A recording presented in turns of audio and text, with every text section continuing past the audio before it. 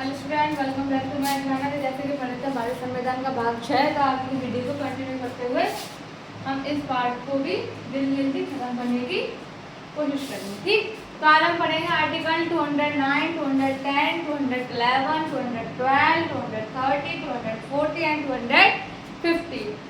ज़्यादा तो है नहीं, 395 आर्टिकल्स पढ़ने हैं और हम 200 to 50 तक पहुँच रहे हैं। हो जाएगा जल्दी से। ठीक, तो करते हैं शुरू। देखते हैं 209 में क्या दिया गया है।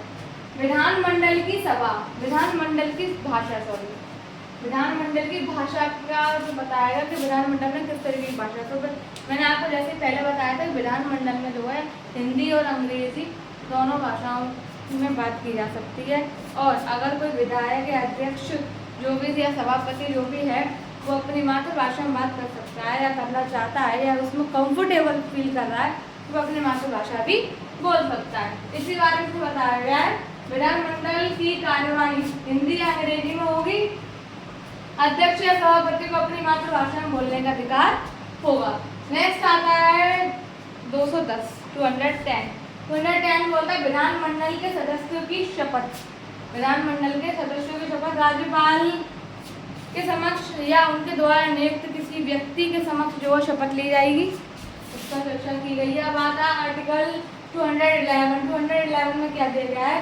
विधानमंडल के सदस्यों की सीटें रिक्त होना का क्या कंडीशन हो सकती है। यदि पद छोड़ दे वो, या तो वो पद छोड़ दे, या जैसे निकाल दिया गया हो, या विधानमंडल का सदस्य ना रहा हो। ये 3 कंडीशन हो सकती है कि उनका पद जो है रिक्त है।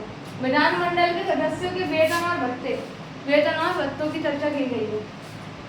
विधानमंडल के सदस्यों के वेतन और भत्ते जो राज्य की विधानसभा द्वारा निर्धारित किए जाएंगे, राज्य की विधानसभा द्वारा निर्धारित किए जाएंगे। जितने भी राज्य विधानमंडल के जो भी लोग हैं, विधायक हैं, सभापति हैं, जो भी उनका जो वेतन और भत्ते जो है वो राज्य निर्धारित किया जाएगा, विधानमंडल द्वारा निर्धारित किया जाएगा, विधानसभा द्वारा।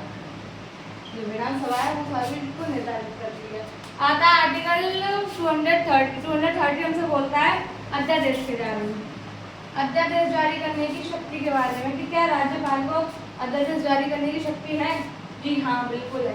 राज्यपाल को अध्यादेश जारी करने की का अधिकार होगा जब विधानमंडल का सत्र नहीं चल रहा होगा। जब विधानमंडल का सत्र नहीं चल रहा होगा तब वो क्या कर सकते हैं, अध्यादेश जारी कर सकते हैं। और वो भी ज़्यादा से ज़्यादा 6 सप्ताह तक ही अध्यादेश प्रभावी रहेगा, उससे ज़्यादा तक नहीं रहेगा। Maximum 6 week only. ठीक, अब नेक्स्ट है हमारा 240 जो उच्च न्यायालय के बारे में दिया गया है कि प्रत्येक राज्य में उच्च न्यायालय होगा। वो न्यायालय का सर्वोच्च न्यायालय कहा जाता है जिसको उच्च न्यायालय, सभी न्यायालयों का सर्वोच्च होगा। अब आता है आर्टिकल 150 उच्च न्यायालय की शक्तियाँ। उच्च न्यायालय की शक्तियाँ के बारे में बताया है।